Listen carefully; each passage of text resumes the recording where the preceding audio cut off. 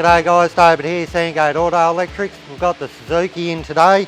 Customer complained that he was driving along and just stopped on the side of the road, didn't have any clutch pedal, just went straight to the floor and stayed there. They got it towed in by RACQ. We did ran some tests, and what we found is the actual slave cylinder, which is actually mounted inside the gearbox on these, not externally like your older models.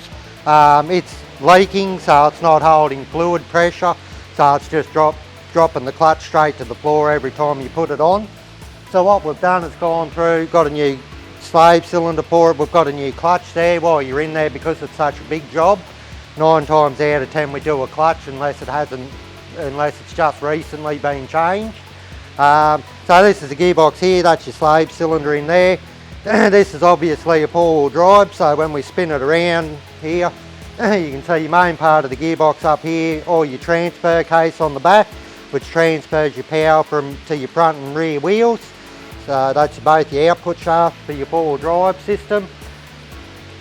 So a very common problem is the slave cylinder going on your actual clutch. So if your clutch starts to feel a little bit doughy, a little bit spongy, you're not 100% sure what's causing it, it could very well be just a slave cylinder, so feel free to give us a call or drop in and we can have a look and see if we can sort it out for you.